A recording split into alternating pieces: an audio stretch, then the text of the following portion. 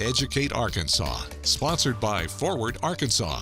My name is Brett Roberts. I'm the Director of Outdoor Education at Future School of Fort Smith. So about 5 years ago, I got the opportunity to join the staff at Future School of Fort Smith, and thankfully my admin trusts me, and they handed me a blank slate basically and said, build us an outdoor ed program. I called my best friend, who also has a degree in outdoor ed, and I said, hey, you want to help me build this outdoor ed program? And now we're 5 years later. So I came from more of a technical guiding, instructing, that type of world, and he came more from the scouting, facilitating world. And so we kind of took our brains and mushed them together and turned in and built what we think is one of the best outdoor ed programs in the country. I'm American Mountain Guides trained, and that's it for my climbing. I'm a Swiftwater tech, which is what I do with water. I'm a Leave No Trace master educator. I'm a advanced wilderness EMT, and I teach wilderness medicine. I'm a sawyer for the Forest Service and Bureau of Land Management. So I have a lot of industry certifications because that's what I did before this. I was a professional guide. I took people climbing, I took people on rivers, and I worked with wildland fire for a long time. The only good thing that I can think of that came out of 2020 and COVID was that I really got to focus in on curriculum. And so I took our program from being a 1-year class into a full 2-year program, complete with certifications and a portfolio at the end of it that kids can then take with them into college or into the workforce or anywhere like that, community service, and say, hey, this is a list of skills that I have. These are certifications that I hold, like CPR, first aid, that kind of stuff. And like, I'm coming with that to you. So they're looking a lot better for employers that way. And if they're going into like the outdoor ed field, if they're going into anything really in the outdoor space, park ranger, interpreter, wildlife ranger, anything like that, they're looking at industry standard certifications that they're going to need to get those jobs, so they're a step up into there. Some of these skills you can learn from a book, but a lot of these skills you need someone there to tell you and show you, hey, this is the safe way to do this is the correct way to do this. And so I saw that kind of mentorship going away, and so I was like, well, hey, I can do that. And so now I'm hopefully building a group of kids that are going to come up and be the next set of mentors, because that's one of our second-year program focuses is facilitation and mentoring. So the Outdoor Ed 101 program is open to anyone. 9th through 12th grade, it's an elective. They sign up for it. They can take it. Anybody can take it. There's no prereqs or anything like that. And the 101 program is focused on becoming a responsible outdoor user. So we go out, we learn about Leave No Trace, we learn about who manages the public lands, what agencies are there, what opportunities are there within the outdoor space in terms of jobs, industry, that kind of stuff. And then a little bit on hard skills. This is how you set up a tent, this is a camp stove, this is how you belay a climber, that kind of stuff, but pretty basic in the hard skills.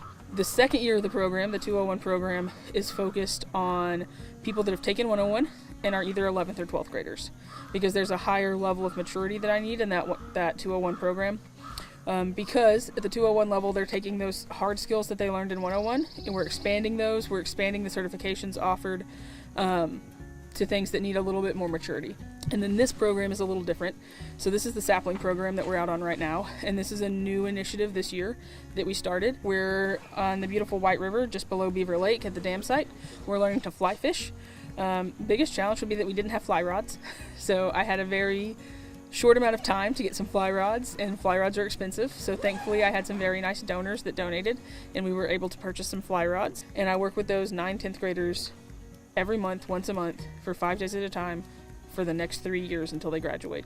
And it's the same group, so we're taking those skills and we're just scaffolding them up.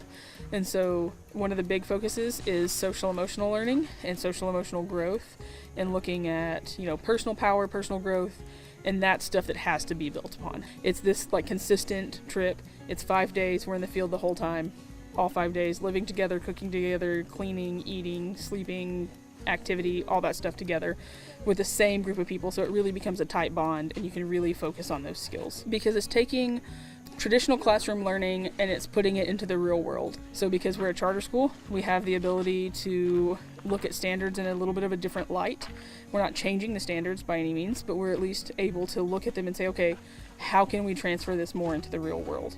And so that's what I'm doing, and that's my goal. And personally, I believe that the outdoor space is the best place to do that, because we're free from distraction, right? There's no Snapchat out here. There's no Instagram. There's no social media that you have to worry about looking a certain way or being seen however.